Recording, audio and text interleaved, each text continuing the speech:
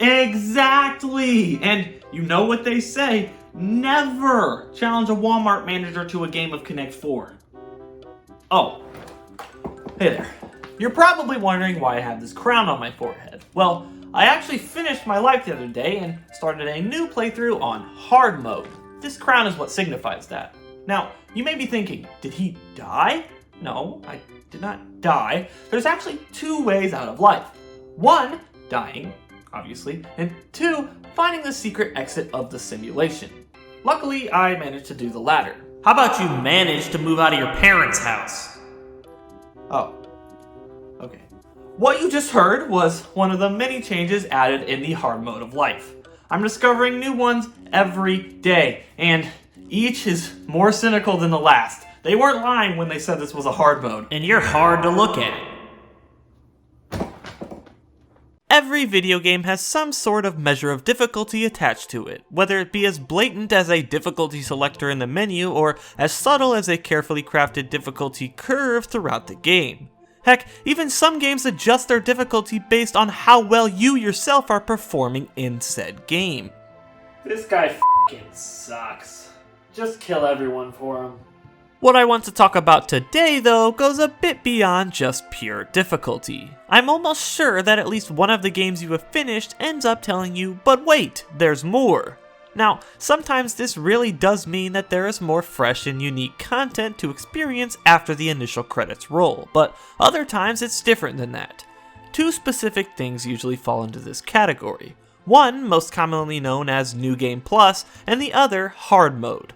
Conceptually, they are both somewhat similar, but they do have some key differences.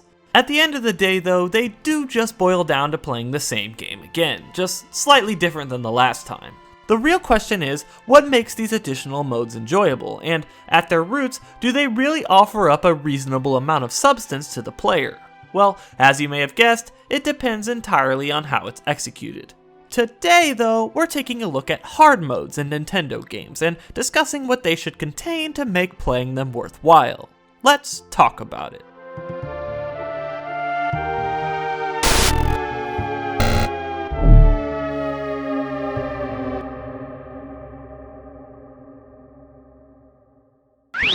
Now, it may seem a bit redundant to define the concept of a hard mode, but I still feel like some parts of the semantics are worth talking about. So, for starters, hard mode is exactly how it sounds. It makes the game harder. Somebody get this guy in touch with Harvard. For real though, many games have the player choose their difficulty at the start of the game, and many times there is one or even a couple difficulties that are not available to the player until they have completed the game at least once. These specifically are what I want to talk about today. What these modes actually consist of can vary widely though. Most of the time, the game's difficulty is ramped up arbitrarily by increasing the damage that enemies deal, decreasing the amount of ammunition or health restores the player has access to, increasing the enemy's health, decreasing the player's health, etc, etc, you get the point. Essentially, these ways of increasing difficulty simply involve the change of numbered values within the game's code, which is probably the most primitive way of adjusting difficulty when it comes to game design. Other games take it a step further by modifying the AI of enemies and bosses to be more difficult, or by adding slight variations or rearrangements to environments that the player was familiarized with on their first playthrough. You can probably see what I'm getting at by now though. While a hard mode is, at face value, as simple as taking the game and making it harder, it often goes much deeper than that. Without further ado though, I'm going to stop being a dictionary and actually talk about some games. Okay, first off, let's take a look at some games with a primitive, arbitrary increase in their difficulty. A very simple and relatively well-known example of this comes from the Metroid series.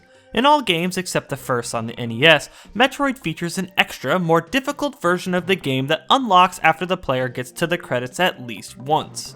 For the most part, the only real change in hard mode is that enemies have more health and also deal more damage. It's about as simple as it gets.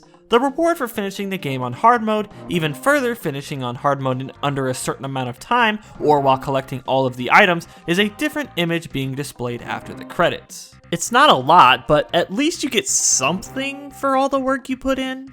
So I worked 42 hours, give or take, of overtime last month and never got paid for it. But hey, At least I got this cool mug for my efforts. They even put something on it. It says, "Great job." Is that dry erase marker? Granted, in some cases, buffed enemy damage and health isn't the only thing the Metroid games use in their hard modes. In some entries, players receive less upgrade from ammo and player health expansions, or more powerful versions of enemies sometimes replace their weaker variants in some rooms, and in some scenarios, enemies that weren't present in an area in normal mode were added to the rooms in hard mode to increase the difficulty even further. Personally, I think that the Metroid series hard mode is serviceable, but so is prison food. We're not really saying much here. Don't ask me how I know that. For the most part though, they could have done a lot more to make the experience feel a bit more fresh compared to the original playthrough. That's the dilemma I'm running into though. Does it really matter how much the hard mode adds or changes? After all, this is an entirely separate mode that comes after the main game and is usually only ever played by the hardcore audience of players.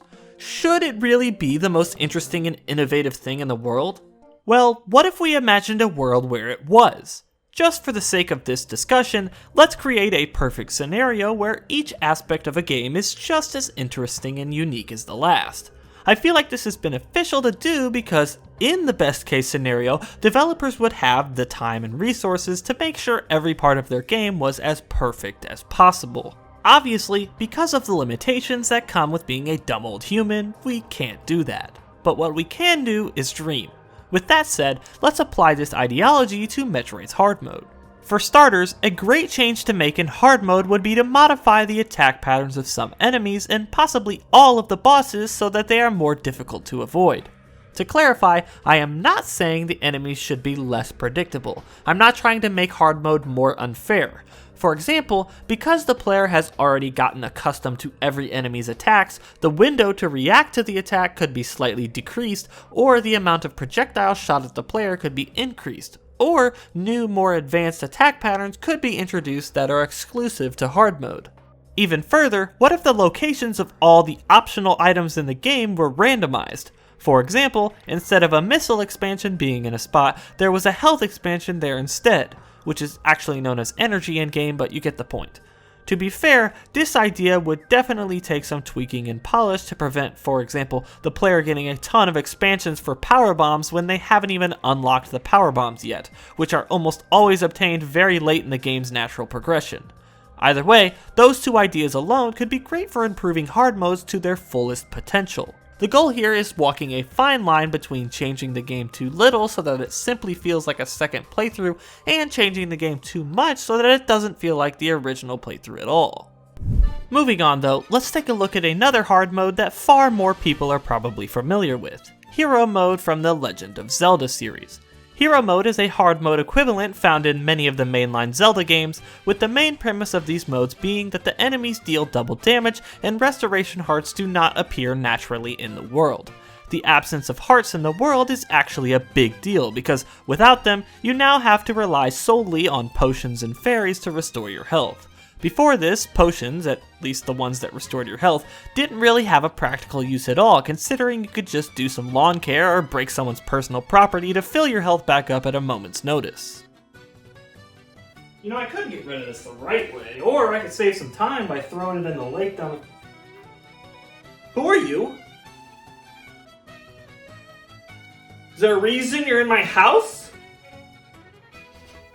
Why the hell would you do that? While the changes in Hero Mode seem pretty simple and uninteresting, because of this heart change, the player is encouraged to prepare for each dangerous battle by making potions and making sure their health is full enough to survive, especially during boss battles, since in normal mode, there are often pots containing guaranteed hearts lining the perimeter of each boss arena. So this change alone adds a lot more depth than Metroid did with its hard mode, but it's still not a ton.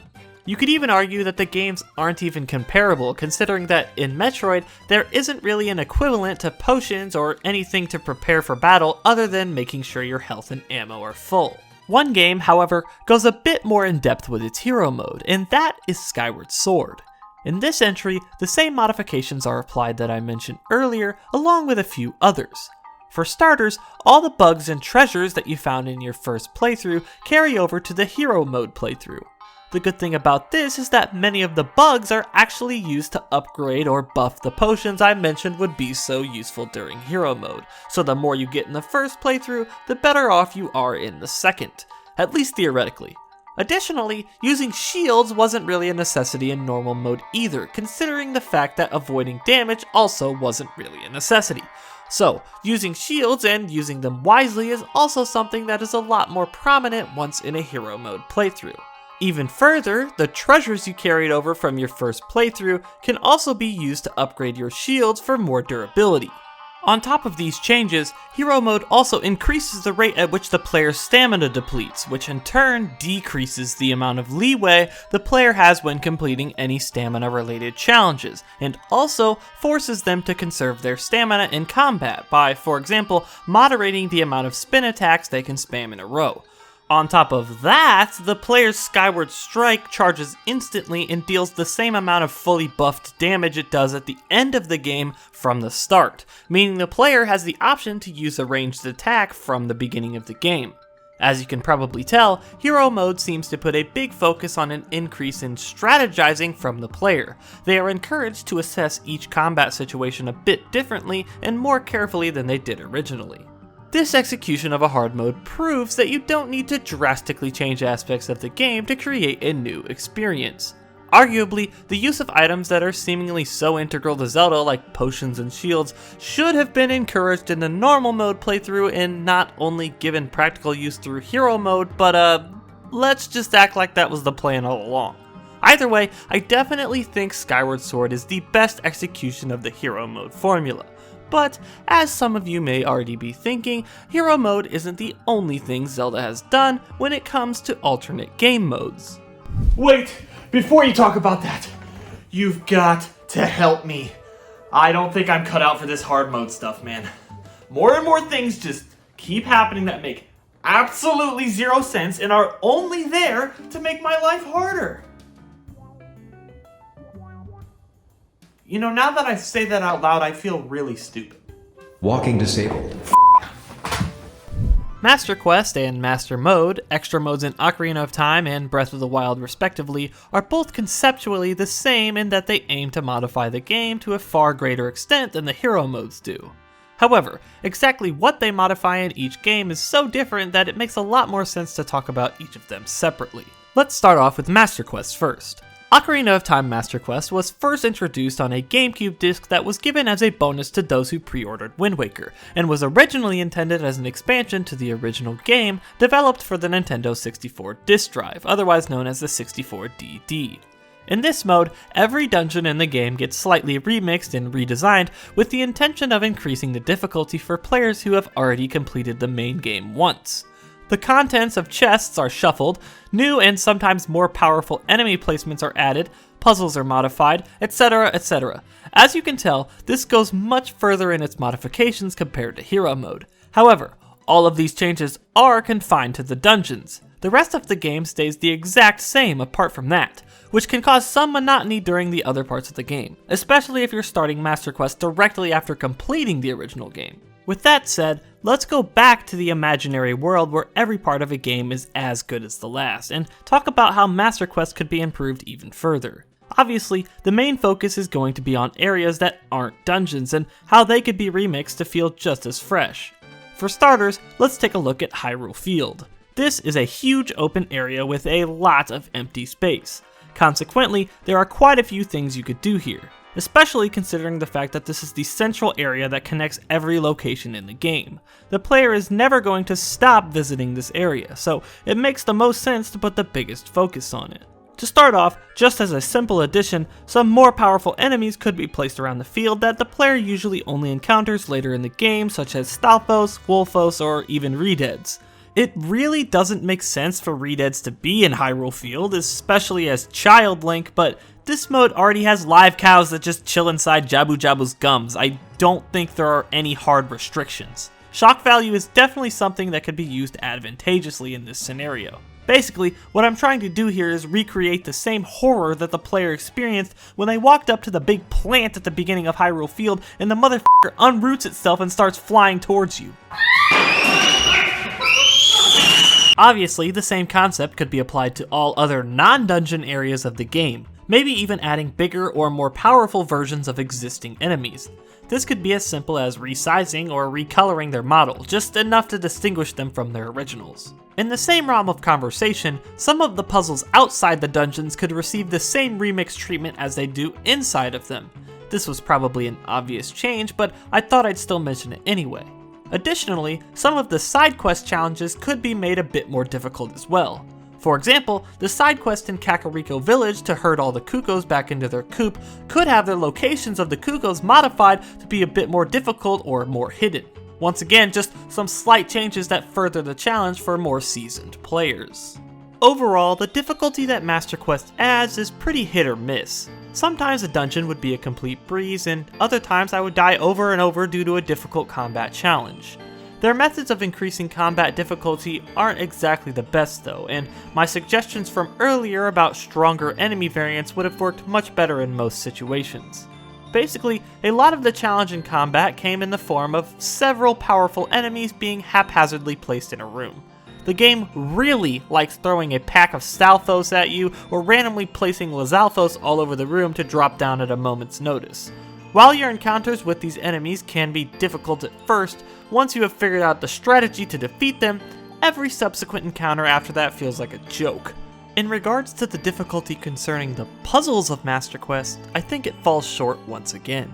Not because they aren't difficult per se, no, it's because of how repetitive they can be sometimes. Some very common puzzles in Master Quest that get used in just about every dungeon include lighting a group of torches with Din's fire, finding a box to set on a switch to keep it down, or finding a random, extremely hidden switch in the room to open the locked door. This mode would have had so much more potential if the same puzzle wasn't used multiple times, not just in the game, but multiple times in every single dungeon. Just like the enemies, once you've got the overall concept down, each subsequent puzzle becomes trivial in terms of its difficulty. I can't completely rack on the game for either of these problems though, because there are both amazing combat sequences and innovative puzzle designs at some points throughout the game. However, they are much too few and far between to be considered the status quo. I'd also like to mention the odd abundance of puzzles relating to time blocks in Master Quest. Time blocks are giant blocks that appear or disappear whenever the Song of Time is played. Puzzles utilizing this mechanic are weirdly abundant in Master Quest dungeons, and while the concept is novel at first, as you can probably guess, the novelty quickly turns to tedium since you have to take out your ocarina and input the song's notes every single time you encounter one of these puzzles, which puts an extreme damper on the pacing of the entire dungeon. Even worse, oftentimes the locations of the hidden time blocks are extremely cryptic, only indicated by Navi turning green and moving over to where the block would spawn. So if you happen to miss that, you're not going to have a very good time. Luckily, my problems with the difficulty were somewhat remedied in the remake of Ocarina of Time for 3DS, where in Master Quest in this installment, all enemies deal double damage similar to Hero Mode, as well as the entire world being mirrored compared to the original, which was actually also done in Twilight Princess HD's Hero Mode. While I definitely commend it for how much it actually changed compared to normal mode, I think that Master Quest is the easiest hard mode that I'll talk about today. Breath of the Wild's hard mode, however, does not have this problem. Master Mode, while some similarities can be drawn between the two, is much different than Master Quest, but as you may have guessed, the main goal is to make the game harder. However, unlike everything else I've talked about today, Master Mode can be accessed before completing the game normally. That is if you cough up the cash. Master Mode was part of the first wave of DLC for Breath of the Wild, which also included Trial of the Sword, another challenge intended to be taken on post-game, and honestly contains some of the most difficult battles in the entire series, that get even more difficult when played in Master Mode, but that's not what we're talking about today. First off, let's actually talk about what this mode changes. There are 4 main enemy variants in normal mode, which are red, blue, black, and silver, and obviously each variant is stronger than the last. In Master Mode, all enemies' levels are increased by 1. This means that any red enemies become blue enemies, any blue enemies become black enemies, and any black enemies become silver enemies. But because of this level increase, silver enemies did not have a level to upgrade to, so a new additional enemy variant was introduced exclusively to Master Mode, known as the Gold variant. These variants are so strong and are also absolute damage sponges that you'll be wondering why you were even born at some points. For the majority of your playthrough in general, you have a really high chance of getting one-shot by any enemy, never mind the gold variants.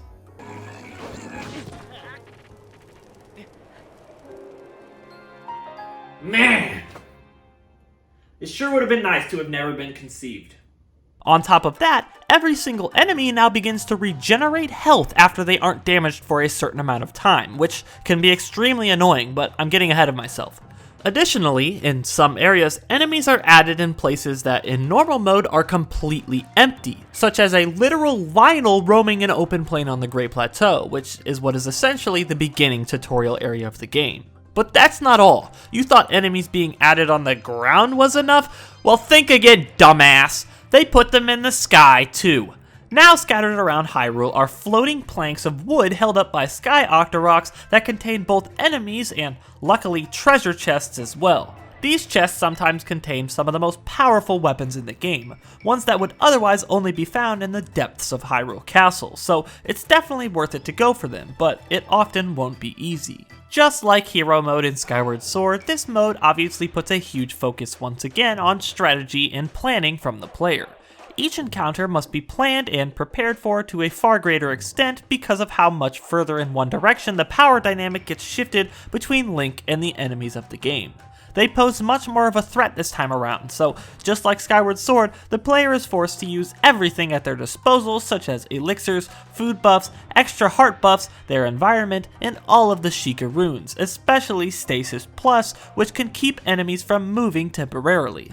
On top of that, it is imperative that the player has a deep understanding of the combat system as a whole, abusing mechanics such as the flurry rush, sneak attacks which deal 8 times the damage, freezing enemies and then attacking them which deals 3 times the damage, and repeated headshots which temporarily incapacitate enemies to keep them from getting up off the ground, just to name a few. Because of how much health the higher level enemies have, and the fact that it starts to regenerate if left alone for too long, a constant and high damage output is necessary to effectively deal with them in Master Mode.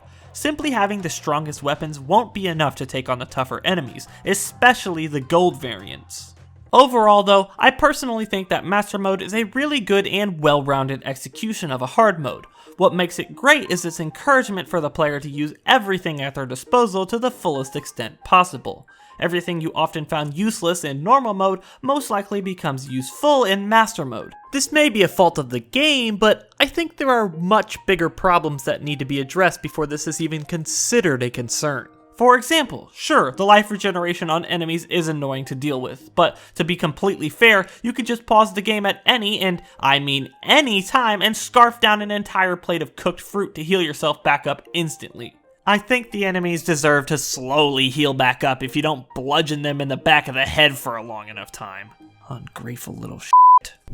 There are plenty more hard modes from Nintendo games to talk about, but I feel what I've covered today is entirely enough. The goal wasn't to talk about as many hard modes as possible.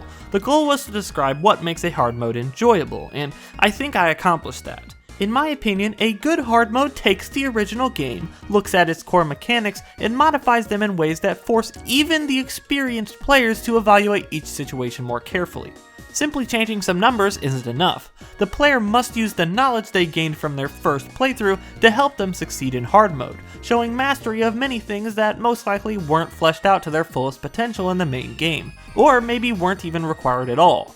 As long as that core rule is followed and the changes feel fair, a hard mode will feel enjoyable and fulfilling for anyone who decides to take it on.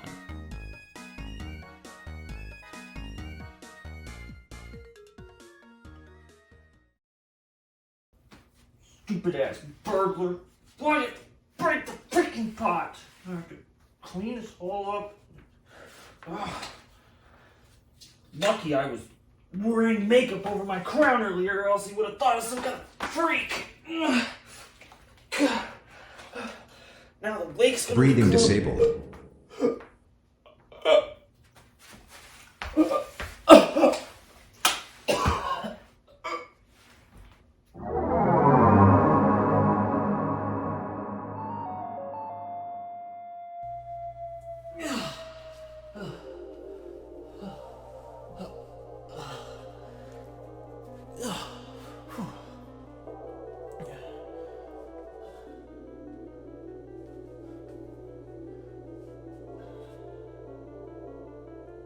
I'm glad that's over.